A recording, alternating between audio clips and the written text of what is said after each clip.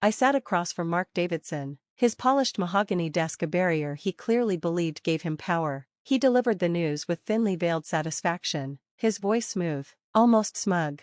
"We're restructuring the department," he said, "and unfortunately, your position will be eliminated by the end of next month." "I see," I replied evenly, my expression unreadable as his smirk widened. "But before you go," he added, reclining in his leather chair with a practiced air of authority, "you'll need to train your replacement. Jennifer starts tomorrow. I expect you to bring her up to speed on everything related to the marketing division." Our marketing division, the irony almost made me laugh. If only he knew. "My name is Sarah Mitchell. For the past 12 years, I've served as the marketing director at Davidson Tech Solutions, or so everyone thought. The truth was far more interesting. 3 months ago, I quietly acquired the entire company through a holding corporation I'd spent years building in secret. Mark had no idea that the entity now owning Davidson Tech, NKS Ventures, was named for my initials, Sarah Catherine Mitchell. "Of course," I said, keeping my voice composed. "I'll make sure Jennifer gets a full overview." Mark nodded, clearly pleased by what he mistook as submission. "Good, I knew you'd handle this professionally. Too many people let their emotions cloud their judgment when they're let go." I thought of the paperwork sitting on my lawyer's desk, ready to be filed that very morning. "Yes," I said, "emotions can be disruptive to sound business decisions." As I walked back to my office, memories surfaced, snapshots of the path that had brought me here. 12 years ago, I walked through these same halls as a junior marketing associate. Back then, Davidson Tech was led by Mark's father, Robert Davidson, a visionary who believed in people, not politics. Under Robert's mentorship, I thrived. He pushed me, guided me, and when he named me marketing director 7 years ago, he left me with a piece of advice that never left me. Success isn't about profits alone, it's about building something that lasts. But everything changed when Robert died suddenly 3 years ago. Mark inherited the company, and promptly began dismantling everything his father had created. He replaced innovation with shortcuts, collaboration with favoritism, the inclusive, forward-thinking culture Robert had cultivated, gone. In its place, a toxic hierarchy built around ego and personal gain. Talented people left, or were forced out, clients began to drift away, and that's when I made my move. I began small, buying a few shares here and there. As confidence in Mark's leadership plummeted and shareholders jumped ship, I stepped in, forming NKS Ventures to quietly absorb their positions, always just below the reporting threshold, always in the shadows. Then, 3 months ago, an institutional investor dumped its holdings, through a series of carefully orchestrated acquisitions arranged by my attorney, James Chin. I secured majority ownership of Davidson Tech Solutions. Mark still had no clue. Later that afternoon, Maya, my closest friend and the company's head of HR, poked her head into my office. She was one of only 3 people who knew the truth about NKS Ventures. "Still nothing?" she asked. "Not a clue," I said, sifting through a stack of files. "He's too busy celebrating his brilliant hire from our biggest competitor." Maya raised a brow. "You mean the competitor that's hemorrhaging clients and facing an audit?" "The very same," I said, a smile tugging at the corner of my mouth. "Mark thinks Jennifer is a power play. He has no idea what's actually coming." "When do we drop the curtain?" "Tomorrow. James is filing everything this morning. We'll call an emergency board meeting at 11. My eyes drifted to the photo on my desk, Robert and me at the company's 10th anniversary party. He had his arm around my shoulder, pride in his eyes. "It's time to fix what Mark broke." Maya nodded, her expression soft. "Robert would be proud of you. You're not just saving his legacy, you're evolving it." I felt the sting of emotion rise in my throat, but pushed it down. Sentiment could wait. I still had a job to do. The next morning, I arrived early. Jennifer was already in the lobby, perfectly polished in a sleek suit that practically screamed ambition. Her resume had looked impressive on the surface, but I'd done my due diligence. "Jennifer," I said warmly, offering my hand, "welcome to Davidson Tech. I'll be walking you through our operations for the next few weeks." She scanned me with a glance just short of disdain. "That's very kind. Mark's already shared some of the changes he plans to make." "I bet he has," I thought, leading her down the hall. "Let's start with our current marketing strategy. I think you'll find it educational." For 2 hours, I walked her through our key initiatives, client relationships, and future goals. She interrupted frequently, offering ideas that confirmed what my research had uncovered. She had little grasp of our industry, and even less of our clients. These retention efforts seem outdated, she remarked, dismissing a campaign I'd personally designed. Aggressive acquisition is far more effective in today's market. I made a silent note. Her arrogance would make what came next even more satisfying. At exactly 10 a.m., my phone buzzed. A text from James, documents filed, board informed, meeting at 11. I glanced at Jennifer and smiled politely. Shall we continue? I'm afraid we'll have to cut this morning's training short, I said, rising from my chair. There's an emergency board meeting I need to attend. Jennifer blinked, surprised. Board meeting? Mark didn't mention. No, I replied with a cool smile. I don't suppose he did. I left her in my office and walked to the executive conference room. Mark was already there, pacing furiously, his face flushed as he argued into his phone. What do you mean, emergency board meeting? I'm the CEO, I approve all board meetings. He looked up sharply as I entered, lowering the phone but not the scowl. Sarah, what are you doing here? This meeting's for executives only. I know, I said, slipping into the chair at the head of the table. That's why I'm here. Before he could sputter out a reply, the board members began filing in. Most were familiar faces, the old guard from Robert Davidson's era, the ones Mark had sidelined. James Chen entered last, carrying a heavy binder. He met my eyes and nodded as he took a seat. Mark looked around the room, confused and fuming. What the hell is going on? I didn't authorize this. No, I said calmly, standing. I did. A hush fell over the room as James began distributing documents. 3 months ago, I began. MKS Ventures acquired a controlling interest in Davidson Tech Solutions. As of this morning, that acquisition is complete, fully documented and filed with the SEC. Mark's face drained of color. MKS Ventures? That's my company. I cut in. Named after my initials, Sarah Catherine Mitchell. Murmurs swept through the room as board members read the documents, comprehension dawning.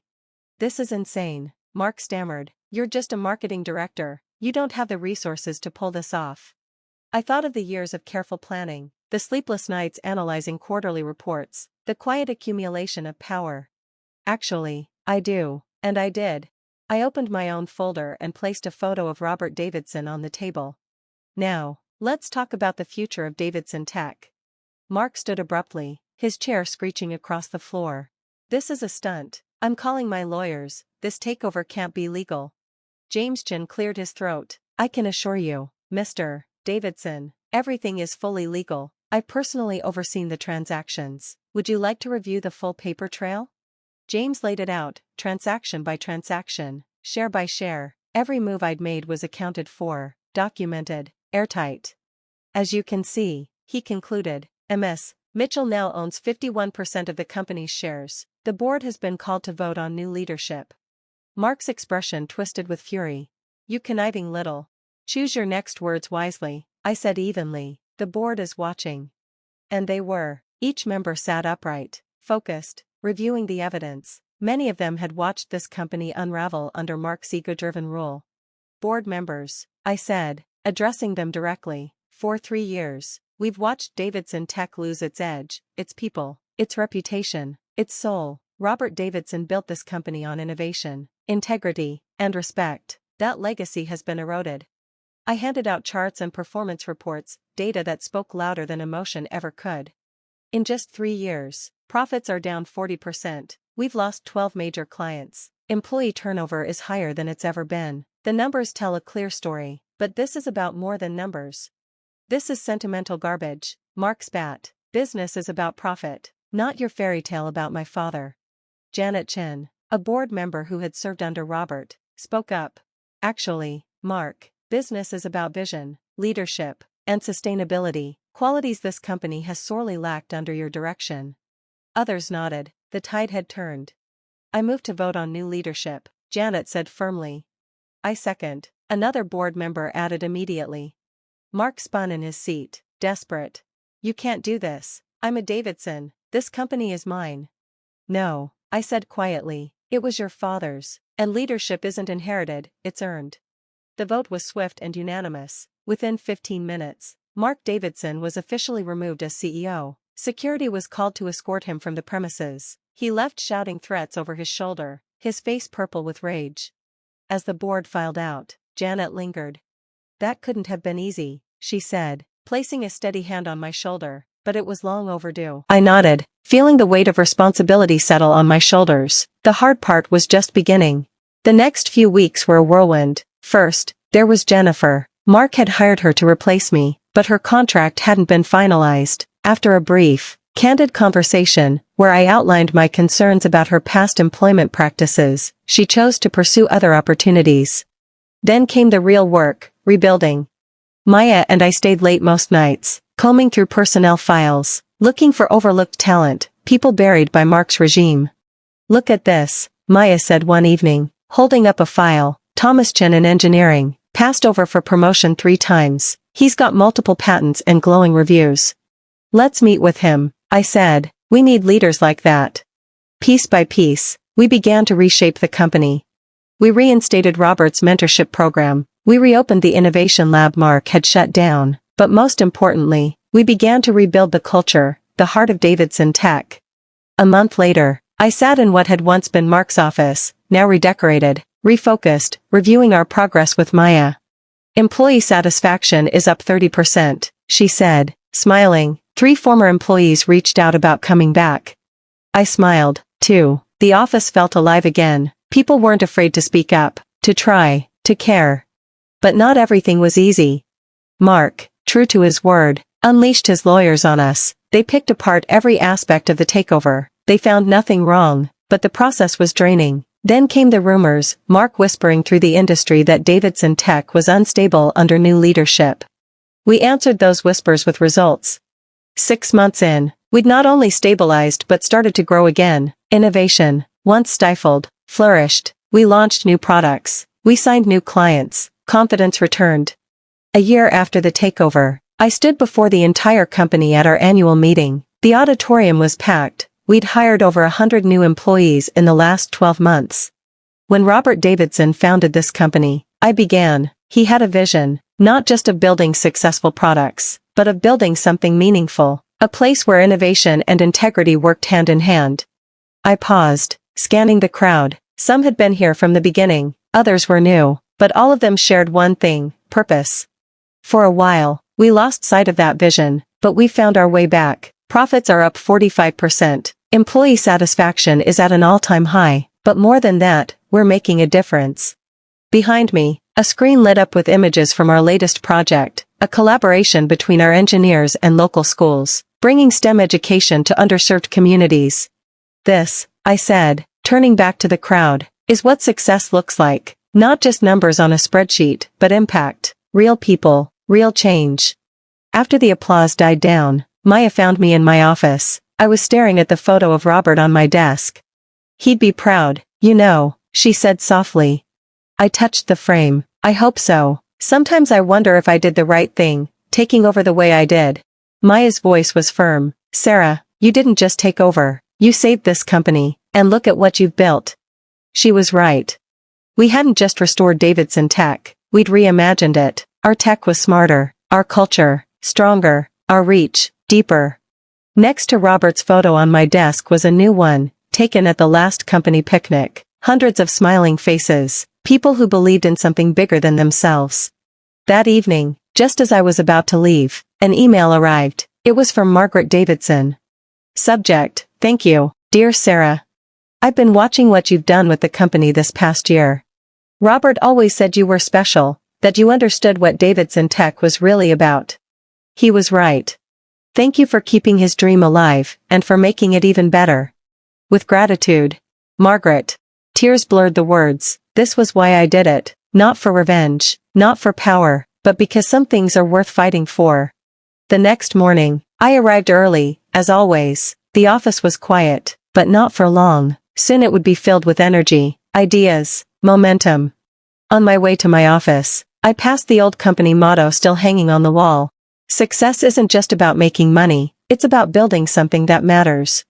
I smiled, thinking of how far we'd come. Mark had thought he was replacing me, forcing me out. Instead, he'd lit the fire that turned me into something more. Not just a marketer. A leader. Not just a survivor. A visionary. Because sometimes, the best revenge isn't revenge at all. It's proving you were right, that integrity, innovation, and respect aren't just nice words on a wall. They're the foundation of everything worth building. This wasn't just Robert Davidson's legacy anymore. It was mine, too.